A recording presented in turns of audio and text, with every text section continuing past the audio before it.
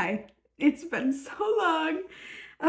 It's been so long, and I'm really happy to get kind of back into it, even though I know I'm going to be taking another hiatus in a couple of weeks. So, I just wanted to do this video because I think this video is important, and I have a lot to say, and I want a lot to catch up on. And if you've noticed, background has changed. We're in a new environment. Yes, I'm in the house. I do have two videos coming later. One of them will be up whenever I decide to edit it, which will be when I decide to edit it. This one's going to come out before that one, I know that. And then the other one's going to come out when we're actually done setting up the library, because we're not done setting up the library. As you can tell, the books aren't up on the wall. They're actually in front of me, just precariously leaned up the walls like ivy. But I just wanted to highlight my favorite books this year that I read. I think I have 12 that I really want to chat about. And they're not going to be in any particular order because you can't ask me to pick a favorite book. It's just impossible to be like asking me to pick between my dogs. I just couldn't do it because my dogs are both amazing in their own way, and they're both my favorite. Depending on the hour, depending on the minute, it's just in the mood. So yeah, I'm just gonna catch you guys up on my favorite books that I read this year, because I know I fell behind because the summer and fall was absolutely insane. And yeah, and I think this is a great stepping stone back into filming content. And so without further ado, I'm just gonna get into it, and I'm gonna talk about this duet that I read back to back this summer. What is it called? The Shadowborn duet. The first book is The Songbird and the Heart of Stone. The second one is The Fallen and the Kiss of Dusk. These books really solidified my love for Carissa Broadbent, which I've always loved Carissa Broadbent. She wrote one of my favorite books of all time that I read last year, and I still think it's my favorite book of all time. It's Slaying the Vampire Conqueror. I love that book. I think it's a perfect fantasy romance. I think it's a perfect standalone. I think it is the gold star standard of what fantasy romance is. And I'm not just saying that because it has a C or FMC. Maybe I am, but I get to say what I want because of my videos. But the thing with Carissa Broadbent is I'm always like, I love Carissa Broadbent. And then like a day later, I'm like, I forget about her. I kind of forget to add her into my favorite authors, even though I have loved every single book I've read by her. But this duet really made me realize that I will not sleep on her again. She gets all of her kudos from me, and I apologize for leaving her out at any other given point in my life. So this duet follows Misha and as Azir, and it's one of those books that has like that Dante's Inferno-esque style about it. So like they're traipsing through the underworld to an end goal. And I love that premise. I think there's so much to it. I think it's actually incredibly romantic as well, which is kind of how Dante's Inferno really was. And maybe I just think that because of Hozier's album that was Dante Inferno inspired as well, and that's one of my favorite albums by Hozier. So I guess you can tell that there's a theme that I love. So they basically have to go through the underworld, and they have to go on a quest to collect some things to do some stuff. And there's meddling gods more than any of the other Crowns of Nyaxia series as well. And it's both like, it's so beautiful and heartbreaking at the same time. There's some really beautiful imagery, or maybe not imagery, but I think representation of what forgiveness can look like. It's not always just a neat bow. Sometimes it's raw and it's forgiveness, but there's always going to be a sad tinge to it. And I think that that's something that we need to see more in media. I think it's more realistic, and I loved that. And I think that their romance was incredibly sweet. And there's my favorite spicy trope, which is we can't touch spice. Oh, I love it. I love that. So yeah, this duet was amazing. I am apologizing to Carissa Broadbent, and I promise that in 2026 I'm going to read her trilogy. I forget what it's called. I read the first book, and then I I read the first book and then I ordered the next two, and the next two didn't come in the time that I was ready to read the next two, if you know what I mean. And then I never read the next two. And so now I need to reread book one, and then I will read the rest of the series. And I'm very excited for that. So yeah. Really, really quickly, I'm just gonna throw this one. Of course, if anyone is surprised, they probably haven't read the book. This book is completely unique. It stands on its own. It is not easy to define. It's not easy to talk about. The story itself is not easy to talk about, but it is incredibly beautiful. It's very dense, which is something that I love, like really dense world building, really dense and complicated storytelling, really dense and complicated characters. Sometimes I think I'm gonna throw up when I think about this book, and that's not just because I'm pregnant. Yeah, so if I loved it less, I could talk about it more, and that's just always how I feel about it. Like, I don't think I've made a post about it because I literally just physically can't. So yeah, moving on to my other most anticipated read this year. That was one of them. This was the other one. This is the fourth book in the Woman Kingdom series. If you know me, you are not surprised and you are rolling your eyes at me. You're rolling your eyes and you're going, the more you talk about this, the less I want to read it. And I get that. And I want to rein it in. I want to rein it in. I can't. The way the feral, unreal feelings that I have for Cyrus, that depressing, sad little redhead, it can't be tamed. It is an inferno. I love him. I want to talk about him all the time. I want to look at fan art of him all the time. If I could, I would plaster my walls with just pictures of him. And I would. And I genuinely have thoughts on that. And I'm not even just being funny. Like, I have some serious psychological issues and attachments to Cyrus. The one thing that I really loved about this book, Cyrus. I'm sorry, just read them. I know you have to get through book one, and it's not even like you have to get through book one. Book one is great because I love Cameron as well, but like, Cyrus doesn't come until the end of book one, and you don't really get to understand his character until book two. But he's just so amazing. His relationship with his dragons is something that we get more in this book, and if you like Ternanok and what's her name, Zagel, you will like his dragons and the relationship that he has with his dragons. It's very good. And also Elise gives a speech in this book, and if I'm one of those, I wish I was one of those people, but I'm not gonna bore you guys. I won't bore you. I won't read the speech. But she gives just such an incredibly beautiful speech on remaining soft and letting the atrocities of the world hurt you, because it's important to stay soft and warm at heart, because it allows compassion for the things that need compassion. So I think this book is also incredibly important to the world, and I will never shut up about them. And I love Cyrus more than anything. Okay. Another book I haven't shut up about, and people probably roll their eyes at. This book was a fever dream when I read it. I read it as an e-arc, and then I begged on hands and knees for them to send me a physical copy, and they did not. I had to buy it with my own money, which is fine. That's fine. I'm just letting you know that that's how much, like, I loved it so much that I begged for it. And then when I was declined it, instead of being petty about it, I bought it with my own money just so I could annotate the things that I had highlighted in my Kindle. So this is Lady Knights. This is the first book. It's a standalone, but there is going to be more in this world with like interlapping characters and stuff like that. It's about Gray and Kier. Gray is a well, so she has magic, and then Kier is a mage, and he needs to, mages draw from their well, so it's like a partnership of magic. One cannot do without the other kind of thing. Excuse me, I just got the hiccup. And it's like a forced proximity, friends to lovers, yearning, lady knights with some spice.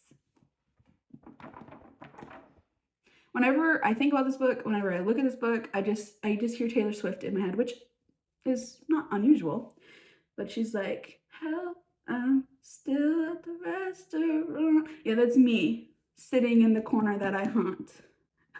Like, this was one of those books that I've been chasing my entire life. It's like I read a lot of Steve Rogers fan fiction in my life. And a lot of Steve Rogers fan fiction is like friends to lovers and like forced proximity. Yeah. So I've been looking for that dynamic for a really long time. And I finally found it with like that good yearning. And they're kind of like two idiots in love. And I love it. I love it. like I love this book. I want everyone to read this book. If I was to go door to door and talk about a book, it would probably be, well, it'd either be Woven Kingdom or it would be this book, to be honest. Like, knock knock. Hi, have you heard of the second death of Locke? I'm here to tell you why you should read it and join the cult. If you can't tell by the sprayed edge, the next one would be The Night and the Moth by Rachel Gillig. I will read Rachel Gillig's dry cleaning list. I would read her grocery list at this point. I trust her. I know that she's always going to give me just something completely atmospheric and easy to completely submerge into and give me beautiful prose. And you can like feel and touch and taste the world that you're in. And I loved it. And I love the progression of plot where the plot of this book gets wrapped up. And then there's a second plot in the next part of the duet, but with like, you know what I mean? Like, it's not a continuation of one plot. There's two plots going on now. And I'm really excited for that. And I just love this book. And I like, my toxic trait is if there is an MMC who smokes, it's one of my favorite books. And I will not apologize for that. Speaking of an MMC who smokes, and I will not apologize for that. This is The Everlasting. I read this in December, so it's one of the last few books that I read in of the year, and this is also one of my most anticipated reads, mostly because I was very curious about it. It had all the right words for me: lady nights, time, wibbly wobbly nonsense, yearning, up the wazoo. And the thing that got me was people were saying that it was spicy, and I was like, I don't think this author really writes spice, so I'm kind of curious about that. And there is spice in it. It's a gentle spice. It's more of a gentler spice, but there's still spice, so I count it. I just do basically yes or no if there is spice, and if there's an on-page O for anybody in a book, then I say it's spicy, whether it be written in prose or very descriptive or whatever. It's just a yes or no, and you can decide your spice scale for yourself. But there is spice. This book is beautiful. This book is gorgeous. There is a lot packed into it. It's shorter, but mighty. It's a big story, and it is incredible to read. It's very unique, as in the characters are both telling the story to each other, but they're also going through it at the same time. So like there's a lot of like past, present nonsense. Yeah. And the whole foil to a government conspiracy is a cigarette.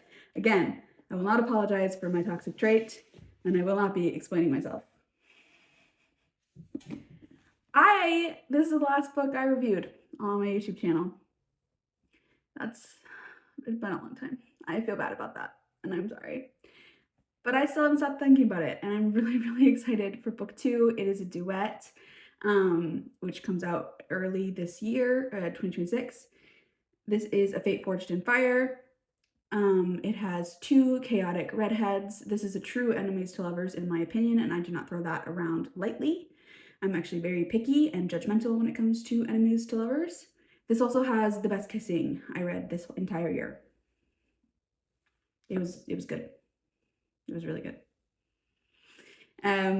Yeah, there's dragons, and there's a matriarchal society that's kind of fighting for their rights, and there's a sad, miserable redhead. I have a type. I will not be explaining myself because I don't think I can explain myself. Don't know where it comes from. It just is at this point. You give me a sad, miserable redhead, and I will simp for them. And there's an angry redhead. So there's a sad, miserable redhead, and then there's an angry redhead, and they kiss. I love this book. I cannot wait to see what happens after the ending of this one. There's going to be a lot of tension. I think there's going to be a lot of yearning. Complicated daddy issues.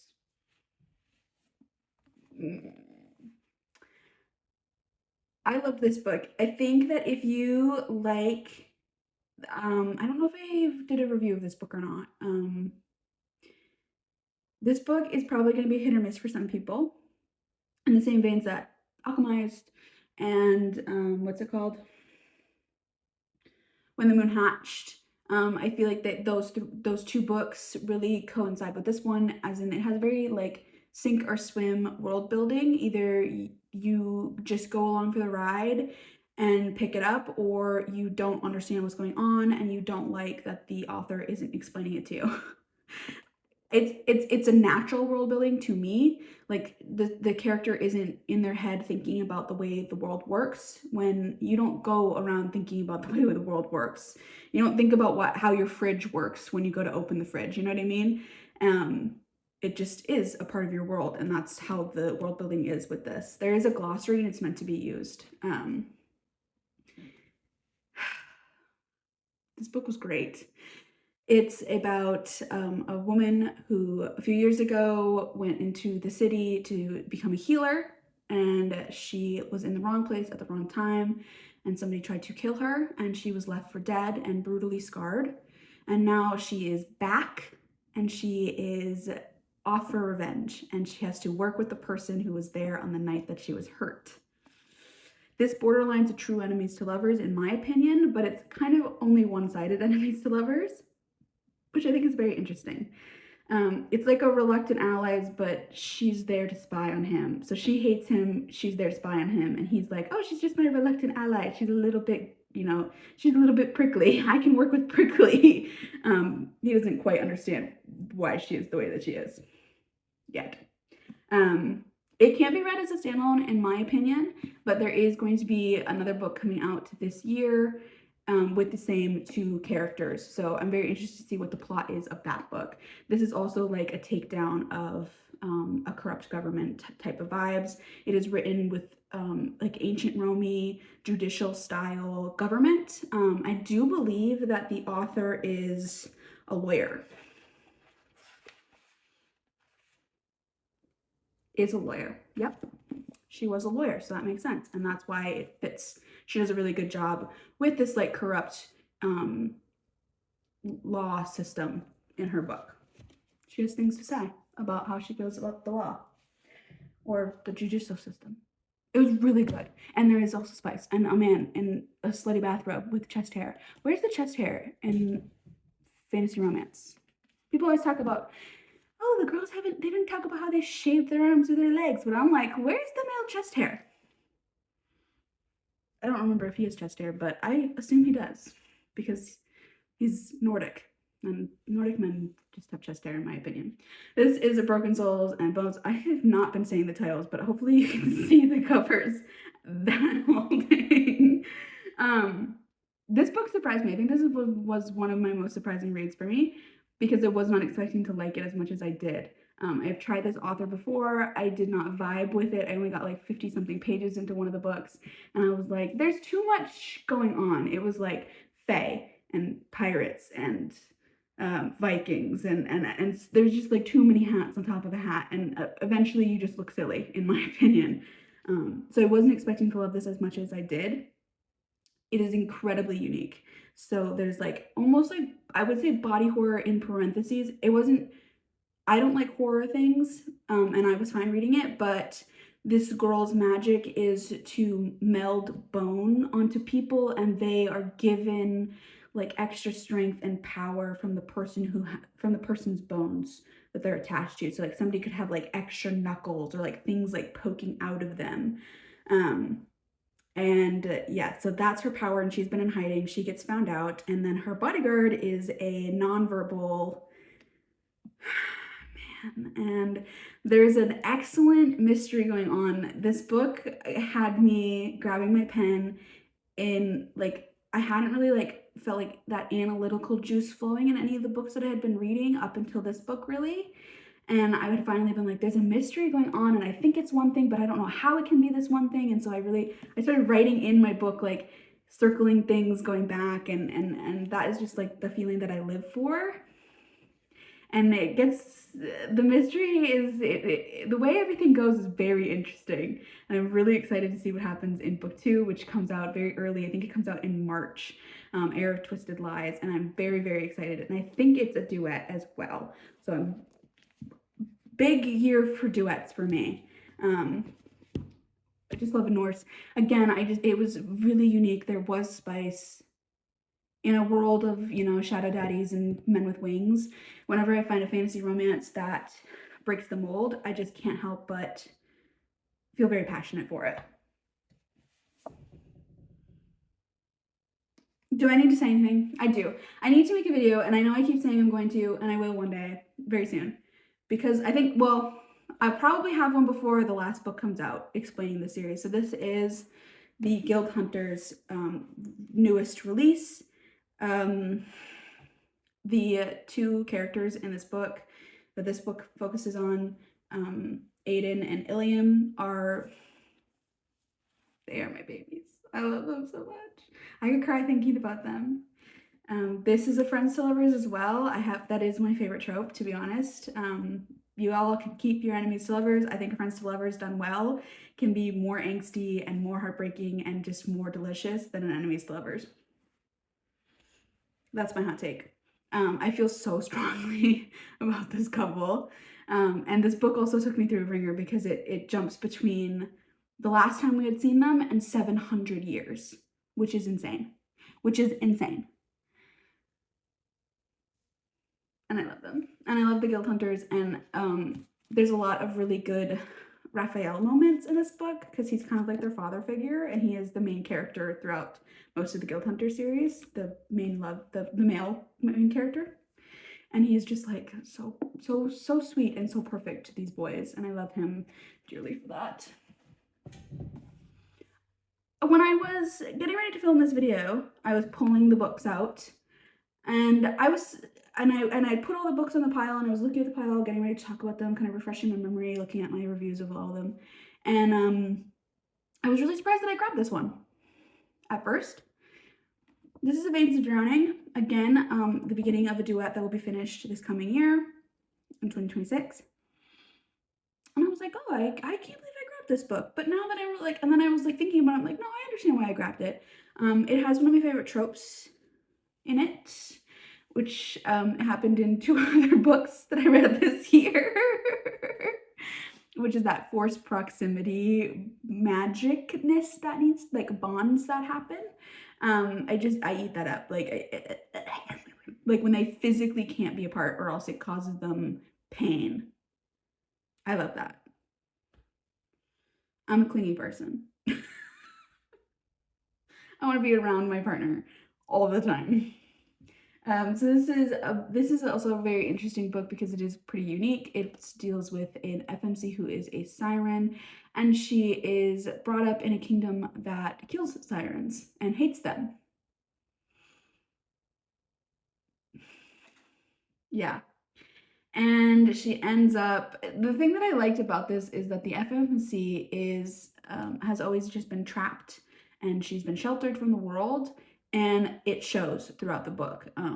She's naive, and she makes kind of dumb decisions throughout the time, and she's a little bit rash, and it really makes sense for her character. So you can either let that bother you, or you can understand that makes sense for her character. And the male love interest is Yearny McGee. He's not the king of the yearners, that would be Cyrus, but he is the jester yearner, the prince of yearning, I would say. I'll give him prince of yearning. He can't be the king, but he can be the prince, and I will allow that. There's a lot of yearning and a lot of like what we want versus what we should have type of thing. And I'm really interested, again, to see how the story unfolds. It gets left off at an interesting plot point. And I'm really excited to see who the female main character turns into and how that goes. And my little shelf is clear. There are more books that I read that I really liked this year, but I really tried to narrow it down at least a little bit. But I like the books that I read. I tend to find enjoyment in almost anything I read. I'm a generous rater as well. Yeah, so I don't apologize for that. I do just try to find enjoyment in everything I read, and it's very rare that I find something I don't like. And if I don't like something, I usually just don't, it's dead to me. Like, I don't talk about it. So, like, if I finish a book, I liked it, and I want to talk about it, and it like all 80 books that I read this year, basically, I could talk about. But yeah, so that's what I read. Let me know if you've read any of them, if you feel strongly about them, and if there's any books that you felt super strongly about that I have not read. I am building my 2026 TBR. I am focusing next year on completed series. And I think because I talked about it, I really need to put The Daughter of No Worlds trilogy high up on my radar. So yeah, that's what I got. I'm back. I have some stuff coming. Bear with me. Okay? Like bear with me here. Things are changing. Life is changing. And we're just gonna figure it out together. And I know that I need to continue to make content because it's really important to me, even though I'm going through a life change. So just like, you know, one of these days there just might be someone strapped to me as I talk about books, and we're just gonna have to ignore it and move on. I'm not going anywhere. I know it kind of feels like it because I didn't post a lot, but that's because I probably would have posted more, but we were just moving so fast at the house, and I was doing so much work painting and getting everything set up and moved in and whatnot that I just haven't had time I barely have time to read some days or over the summer and fall. And now this winter's finally slowed down that I feel like I can make content again. So yeah. Also, let me know what you're excited for in 2026 and if I should make a video talking about the books I'm excited for in 2026. I know I talked to you about a few of them because they're like sequels, but I do have an entire list of books that I'm really, really excited for. So we can do that as well. That'll be easy for me to film very fast. Okay, thank you and goodbye.